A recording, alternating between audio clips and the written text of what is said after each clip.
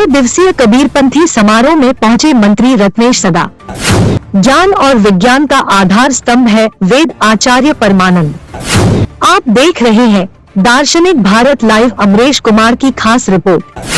Patna city शहर के भोरी भट्टी अवस्थित चकनूरी कबीर मठ के प्रांगण में 2 दिवसीय भजन, सत्संग और चौका आरती का आयोजन किया गया, जिसमें बिहार के कोने कोने से कई संत महात्माओं ने भाग लिया। विदित हो कि समारोह के आज दूसरे दिन बिहार सरकार के मंत्री रत्नेश सदा शामिल हुए।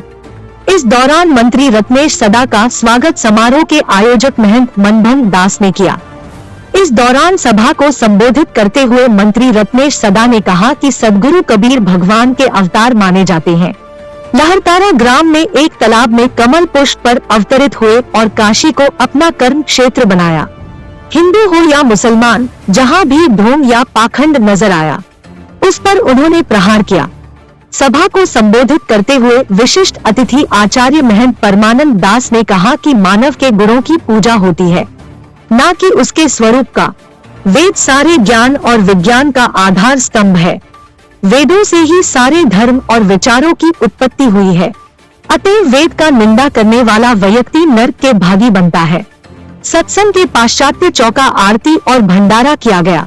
समारोह में महंत प्रेम दास राजगीर, महंत धर्मवीर दास, संत चंदन दास सहित कई साध्वी संत और कबीर पंथी समाज के लोग शामिल हुए। जैसा कि 2 दिवसीय वार्षिक सत्संग समारोह और भंडारा के आयोजन में जिसके मुख्य अतिथि बिहार सरकार के माननीय मंत्री रत्नेश सदा जी पधार चुके हैं, और आइए इस संतों के महासमागम में एक क्या बतलाना चाहते हैं इसके बारे में जानने का प्रयास करते हैं। सर, आज के दिन आपका विशेष क्या मैसेज है लोगों के बीच?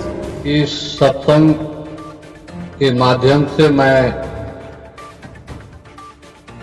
ये संदेश देना चाहता हूं, जितने भी जीव हैं इस सांसारिक मोह माया त्याग कर संसार में रह करके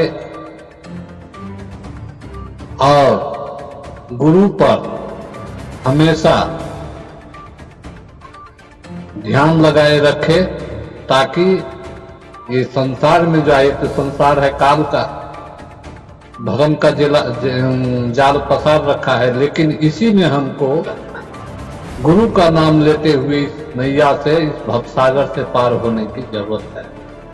यही मैसेज देना चाहते हैं जो समाज में आज इस संसार में जो आज व्याप्त भ्रष्टाचार, लोभ, मोह, महा पापाचार हो रहे हैं, उससे मुक्ति दिलाने के लिए सत्संग और गुरु के शरण में जाने से ये जीव का कल्याण होता है। यह जो चकनूरी कबीरपंथी मठ में यह कार्यक्रम हमने नहीं रखा, ये परंपरा जो है पहले से जो महंत साहब लोग करते आ रहे हैं, उसी परंपरा को हम निभा रहे हैं।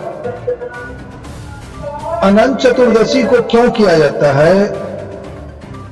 अनंत चतुर्दशी शुद्ध और पवित्र तिथि है, और सदगुरु कबीर साहब विष्णु भगवान के ही अवतार में है। जो सदगुरु कबीर साहब कोई अलग मुसलमान अजुल्हा में नहीं आए थे। भगवान के उस अवतार को सुवर्ण में भी शुक्र में हुए हैं, और 24 अवतार में अलग अलग जो है सब अवतार हुआ है। बुद्ध भगवान भी उसी अवतार में आते हैं, तो सदगुरु कबीर साहब भी उसी अवतार में है। सदगुरु कबीर साहब कोई अलग नहीं है। ऐसे तो सदगुरु कबीर साहब की जो मान्यता हम लोग देते हैं। यहाँ पे उपस्थित विश्व कबीर महामानव उत्थान मंच के आचार्य परमानंद साहब भी हैं। आइए इनसे इनका विचार जानने का प्रयास करते हैं। साहब, आज आप इस कार्यक्रम में आए हैं, आप अपने माध्यम से लोगों के बीच में क्या संदेश देना चाहें? आज जो मनाया गया हमारे महंत जी बताए, और बहुत अच्छी बात बताए। मैं तो इसमें जुड़ल था काफी दिन से, 1-2 बार हम लोग साथ भी आए थे। काफी जर्जर अवस्था से जूझ रहा था। बाकी एक महानता है इनकी, और अब यही नहीं पूरे देश के लिए अभी जो बताए कई देशों से जुड़े हुए हैं, बहुत अच्छा। इसीलिए मैं आया भी कि चलिए कुछ सहयोग करना चाहिए हम लोग संत परंपरा का। भाई सतगुरु कबीर साहब जैसे शंकराचार्य एक थे 4 पीठ बना, उसी तरह सतगुरु कबीर साहब एक थे 4-5 पीठे बना। सबको चाहिए मिलजुल कर चलना, और सबको अलग अलग भाग मिला है। एक दूसरे से कदम मिलाकर चलना। हम तो यही कहेंगे, और कुछ इनका गद्दी का मर्यादा है, सबका परंपरा जो बताए यही सर्वोपरि है। सबके लिए मंगलमय कामना, शुभ कामना।